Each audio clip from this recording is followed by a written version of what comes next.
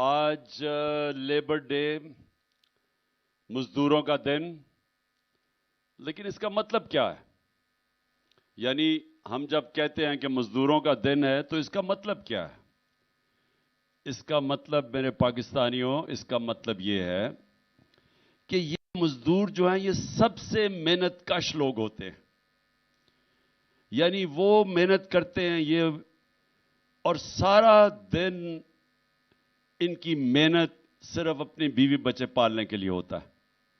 یہ وہ لوگ ہیں جن کے اوپر ملک چلتے ہیں کیونکہ ان کی مزدوری کے اوپر، اور یہ مشکل کام کرتے ہیں. ہم تو جو آفیسز کے اندر بیٹھ کے کام کرتے ہیں، ایئر کنڈیشن ہے، یہ گرمی کے اندر چاہے وہ سڑکوں پہ کام کر رہے ہیں، یہ فیکٹریوں میں کام کر رہے ہیں. تو یہ اس لیے ہم دن بناتے ہیں کہ ہم ساری قوم یہ بتائے ان کو کہ ہمیں احساس ہے، ہم نے اپنے محنت کش لوگوں کا احساس ہے. ہم اس لیے جس طرح ہم مدرس ڈے بناتے ہیں، یہ حالانکہ باہر زیادہ ہوتا ہے کیونکہ وہ تو اور ماں کا اتنا رتبہ نہیں ہے، لیکن مسلمانوں کے لیے تو ماں کا بہت رتبہ ہے. تو ہم اس لیے بناتے ہیں کہ ماں کتنی قربانیاں دیتی ہے اپنے بچوں کے لیے.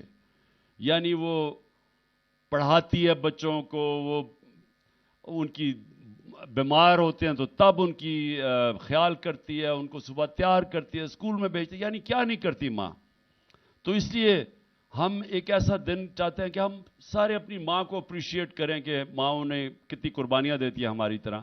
اسی طرح آج لیبر ڈے ہے، ہم اپنے مزدوروں کو آج اپریشیٹ کرنا چاہتے ہیں کہ یہ وہ لوگ ہیں جو محنت کرتے ہیں اور جو ان برے حالات کے اندر جب جس طرح آج کل ملک کے اندر جو انڈسٹری بند ہوتی جا رہی ہے، جو ہماری گروتھ ریٹ جس کو کہتے ہیں کہ جس طرح ہماری دولت میں اضافہ ہو رہا تھا، 6% ایک سال پہلے تھا، آج وہ 0.4% پہ آ گیا ہے.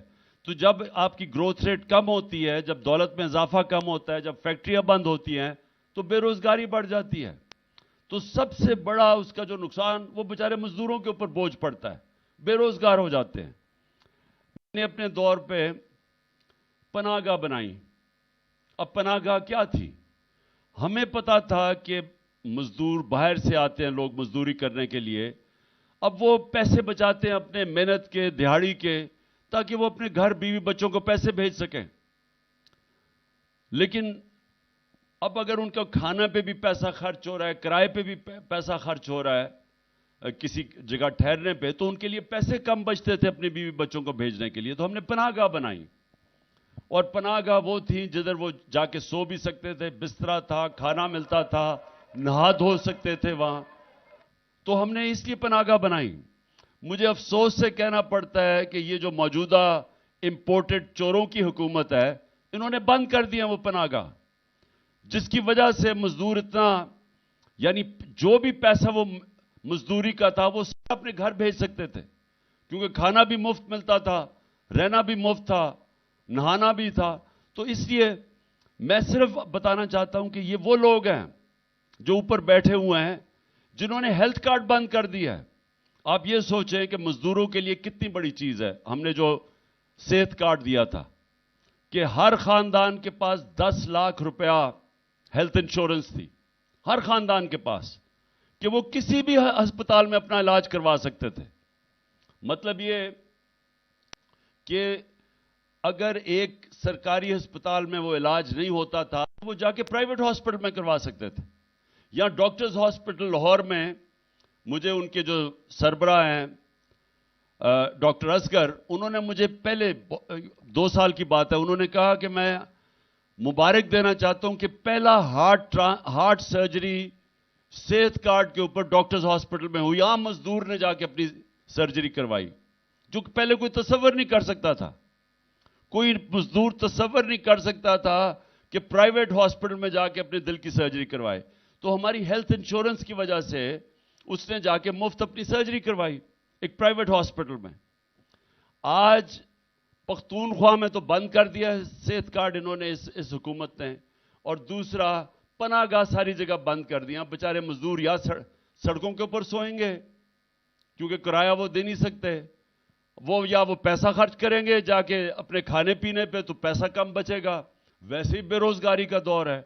तो मैं अपने मजदूरों को आज सिर्फ ये कहना चाहता हूं कि मेरा जो तस्वर है पाकिस्तान का वो है फलाई रियासत। फलाई रियासत का मतलब ये है कि जो बुनियादी जरूरियात हैं, जो लोगों की, हमारे गरीब, कमजोर, मजदूर, किसान, उस तबके की जो बुनियादी जरूरियात है वो इंशाल्लाह रियासत पूरी करेगी। और हमारी पूरी कोशिश ये है कि जिस तरह हम हेल्थ कार्ड लेके आए हैं, आगे हमने एजुकेशन कार्ड लेके आना है। और एजुकेशन कार्ड क्या होगा कि बच्चे जाके, उनको कार्ड मिलेगा, वो फिर जाके किसी भी स्कूल में जाके तालीम हासिल कर सकते हैं। तो ये भी अब ये मेरा अगला, इंशाल्लाह जब भी अल्लाह ने मौका दिया, तो एजुकेशन कार्ड, ताकि एक गरीब के बच्चे को, वो क्यों गंदे स्कूल में जाए, उसको भी मौका मिले अच्छे स्कूलों में जाने का। और इससे क्या होगा? इससे होगा कि स्कूल बेहतर हो जाएंगे। जब प्राइवेट लोग स्कूल बनाएंगे और वो एजुकेशन कार्ड की वजह से वो फिर उन स्कूलों के अंदर बच्चे जा सकेंगे, अच्छे स्कूलों के अंदर, वो भी, उनको भी मौका मिलेगा ऊपर जाने का। हेल्थ कार्ड की वजह से पहली दफा देहात के अंदर प्राइवेट हॉस्पिटल्स बन रहे थे, आम डॉक्टर्स छोटे छोटे हॉस्पिटल खोल रहे थे हेल्थ कार्ड की वजह से। उमूमन वो देहातों में नहीं जाते क्योंकि वहां लोगों के पास पैसा नहीं होता, गवर्नमेंट हॉस्पिटल में डॉक्टर्स नहीं मिलते। आप चले जाएं देहातों के अंदर, डिस्ट्रिक्ट्स में, वहां गवर्नमेंट हॉस्पिटल में डॉक्टर नहीं मिलते। तो हेल्थ कार्ड की वजह से प्राइवेट सेक्टर जा रहा था वहां। और वो इंशाल्लाह जब भी अल्लाह ने मौका दिया तो हम तालीम और सेहत दोनों में, खास तौर पर मजदूरों का फायदा ये होगा कि उनको कम से कम अपने बच्चों की तालीम भी अच्छी उनको मिल जाएगी। उनको फिक्र नहीं होगी कि अगर पैसा नहीं होगा तो उनको अच्छी तालीम नहीं मिल सकती।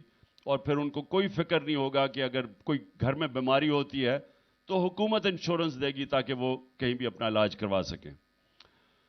अब कल इंशाअल्लाह मैं खुद लाहौर की रैली लिबर्टी मार्केट से इंशाअल्लाह 1 बजे हम वहां जमा होंगे और उधर से पैदल रैली हमारी जाएगी नासिर बाग। मैं अपने सारे मजदूरों को दावत देता हूं कि इसमें जरूर शिरकत करें, कल छुट्टी का दिन है। और मैं वैसे भी अपने पाकिस्तानियों को दावत देता हूं क्योंकि हमने ये भी कल अपने सुप्रीम कोर्ट और अपने आइन के साथ खड़े होना है। ये जो कोशिशें हो रही हैं हमारे आइन को तबाह करने के लिए, ये जो इलेक्शन से भाग रहे हैं, ये वो लोग हैं कब्जा करके बैठे हुए मुल्क पे और डरे हुए इलेक्शन से।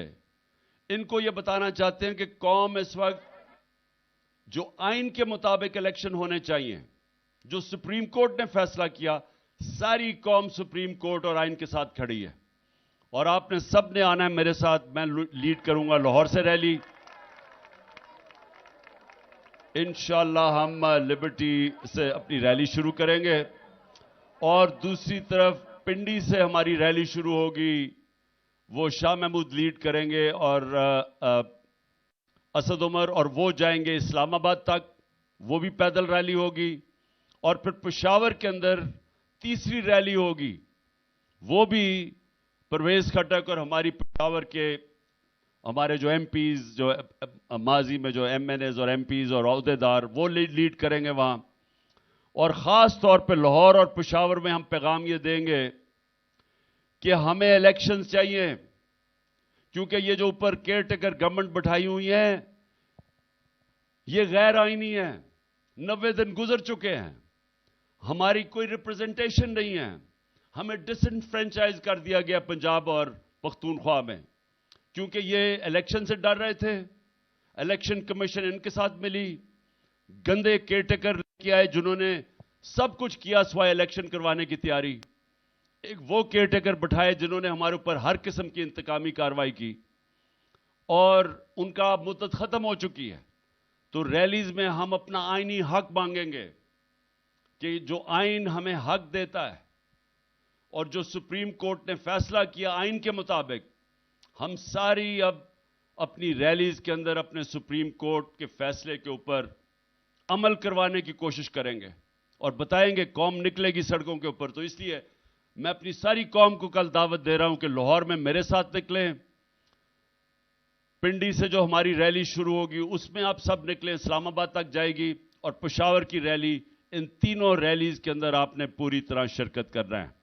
شکریہ۔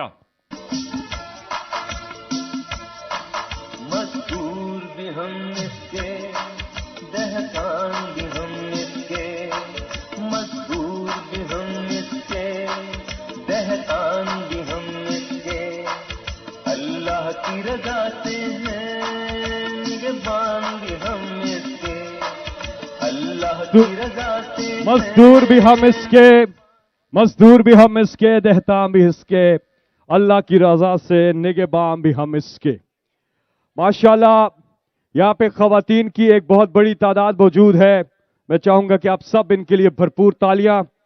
فیملیز، چھوٹے چھوٹے بچے، بزرگ، نوجوان یہاں پہ موجود ہیں، اپنے کپتان کے ساتھ اظہار یکجہتی کر رہے ہیں، اور ایک نعرہ ہم لگائیں گے، پاکستان کے مزدور، پاکستان کے مزدور، اور آئین بچاؤ ملک بچاؤ، آئین بچاؤ، آئین بچاؤ، آئین بچاؤ، آئین بچاؤ، زندہ باد۔